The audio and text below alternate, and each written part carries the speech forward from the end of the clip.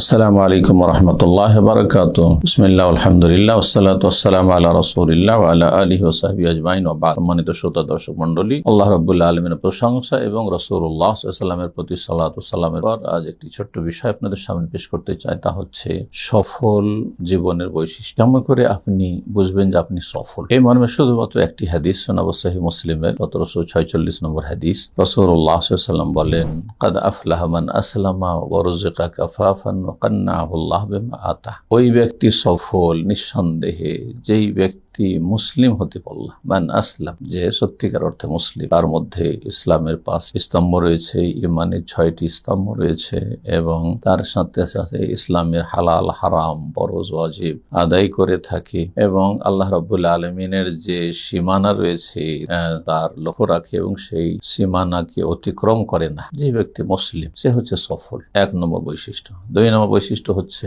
রোজে কাফাফান, তাকে তার চলার মতো রিজিক দেওয়া হয়েছে। আর্থিক এতটা সচ্ছলতা রয়েছে যাতে সে অভাবমুক্ত, কারো দ্বারস্থ না, কারো কাছে ধার কর্জা নিতে হয় না, কারো কাছে দ্বারস্থ হইতে হয় না। আল্লাহ রাব্বুল আলামিন যেন তার মুখাপেক্ষী করেন, আমরা কারো যেন মুখাপেক্ষী না হয়। রোজে কাফাফান, প্রতিদিন, প্রতি মাসে, প্রতি বছরে যে খরচ খরচা আপনার রয়েছে, প্রয়োজন রয়েছে, সেগুলি আপনি কোন রকম মিটিয়ে নিতে পারছেন, তাতে কোন রকম ঘাটতি হচ্ছে না, এতটাই যথেষ্ট। আপনার যেন উচ্চ আকাঙ্ক্ষা না থাকে, বড় বড় স্বপ্ন না থাকে।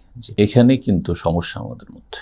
অধিকাংশ মানুষ এখানে গিয়ে ব্যর্থ। চলার মতো খরচ রয়েছে আপনার কাছে, তাহলে আপনি সফল। 2য় বৈশিষ্ট্য। 3য় বৈশিষ্ট্য হচ্ছে আন্নাহুল্লাহ বিমা আতা, যা কিছু আল্লাহ রাব্বুল আলামিন দিয়েছেন, আল্লাহর দান, সেটি শারীরিক মানসিক ক্ষেত্রে হোক, ইলমের ক্ষেত্রে হোক, আপনার পার্থিব ক্ষেত্রে হোক, বিশেষ করে পার্থিব ক্ষেত্রে, কারণ দিনের ক্ষেত্রে প্রতিযোগিতা করতে হবে এগিয়ে যাওয়ার জন্য। ফাস্তাবিকুল খায়রাত, সারিউ ইলা মাগফিরাতি মির রাব্বিকুম ওয়া জান্নাহ, দৌড় দিতে হবে, আগে বাড়ার চেষ্টা করতে হবে জান্নাতে যাওয়ার ক্ষেত্রে, জাহান্নাম থেকে রক্ষা পাওয়ার ক্ষেত্রে। ফাফিরু ইলা আল্লাহ, আল্লাহর আলামিনের ক্ষেত্রে দৌড় দিতে হবে, কে আগে পৌঁছিতে পারে, কে বেশি এগিয়ে যেতে পারে। কিন্তু পার্থিব ক্ষেত্রে মানুষ যেহেতু অধিকাংশ দুনিয়ামুখী, সেই জন্য এই ক্ষেত্রে এই কথাটি নবী সাল্লাল্লাহু আলাইহি ওয়াসাল্লাম, ওয়াকান্নাহুল্লাহ, আল্লাহ তাকে পরিতুষ্টি দিয়েছেন, মনে তার তৃপ্তি রয়েছে। বেমা আতা, যা কিছু আল্লাহ দিয়েছে, সুস্থ তাতে তার পরিতুষ্টি, অসুস্থ তাতে ধৈর্য ধারণ করে তাতে পরিতুষ্টি। যা কিছু ডাল ভাত শুকনো রুটি পাচ্ছে, ভালো খাবার পায় না, ভালো থাকার ব্যবস্থা পায় না, ভালো কোনো স্যালারি পায় না, ভালো কোনো আয় উপার্জন নেই, কোন রকম চলে যাচ্ছে,